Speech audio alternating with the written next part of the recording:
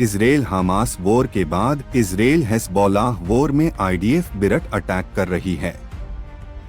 अब हेजबोलाह ने इजराइल के तटवर्तीय हैफा और आसपास के सेटलमेंट्स पर 30 मिनट के भीतर करीब 105 रॉकेट आर्टिलरी गोले दागे हैं।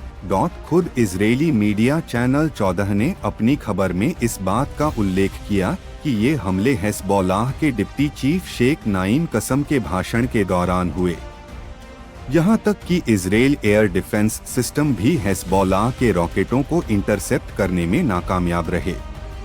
चैनल 14 के मुताबिक हेजबोलाह के कई रॉकेट इजराइल की कई इमारतों पर जा गिरे, जिससे भारी नुकसान हुआ। इन हमलों का सबसे ज्यादा असर किरियात मोटसिकेन और किरियात याम सेटलमेंट में हुआ। ये सभी इलाके उत्तरी हाइफा शहर के क्रेओट क्लस्टर का एक हिस्सा हैं। इजरायल और लेबनान के हिजबुल्लाह के बीच वॉर पलटवार जारी हैं। एक बार फिर हिजबुल्लाह के ताबड़तोड़ हमलों से इजरायल में तबाही का मंजर देखने को मिला। समूह ने इजरायल के तीसरे सबसे बड़े शहर हाइफा और तिबेरियास पर हमला किया। हिजबुल्लाह ने 2 मिसाइलों से हाइफा और 5 से तिबेरियास पर दागी। इजरायली सेना के प्रवक्ता ने माना कि हाइफा पर टारगेट किसी भी मिसाइल को रोका नहीं जा सका, जिससे एक बार फिर इजरायली एयर डिफेंस सिस्टम की सटीकता पर सवाल उठने शुरू हुए हैं। हमले में कई मिसाइलों को शहर में इमारतों पर हमला करते हुए देखा जा सकता है, जिसकी तस्वीरें सोशल मीडिया पर वायरल हो रही हैं, जिससे बड़े पैमाने पर इजरायली शहरों में विस्फोट हुए। इजरायल का लेबनान में जमीनी ऑपरेशन का दांव उल्टा पड़ता नजर आ रहा है। हिजबुल्लाह चीफ को मार गिराने के बाद से इजरायली बलों का हौसला 7वें आसमान पर पहुंच गया था। माना जाने लगा था कि अब लेबनानी प्रतिरोध कमजोर पड़ता जाएगा। साथ ही लेबनान से होने वाले इजरायल पर हमलों में भी गिरावट दर्ज होगी। इसी के मद्देनजर इजरायली सेना ने दक्षिणी लेबनान में घुसकर बड़ा जमीनी ऑपरेशन शुरू कर दिया।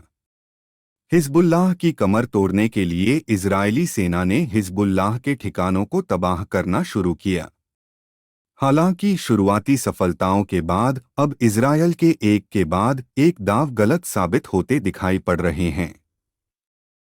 इजरायल पर पिछले साल हुए हमास के ताबड़तोड़ हमलों की पहली वर्षगांठ पर ईरान समर्थित प्रॉक्सी गुटों ने इजरायली इलाकों में जमकर हमले किए।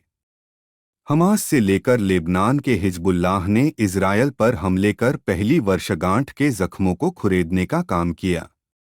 इस कड़ी में यमनी का हूती भी पीछे नहीं रहा। हूती के लड़ाकों ने एक एक कर कई मिसाइलों से इजरायल को दहलाने की कोशिश की। इस दौरान हूती ने इजरायली इलाकों में सटीक हमले का बड़ा दावा भी किया। हूती ने अपनी ताकत दिखाते हुए एक बार फिर इजरायल पर बैलिस्टिक मिसाइलों से हमला किया, जो इजरायली एयर स्पेस में जा घुसी। हूती ने हमास के इजरायल पर हमलों की पहली बरसी पर इजरायल को तगड़ा झटका दिया।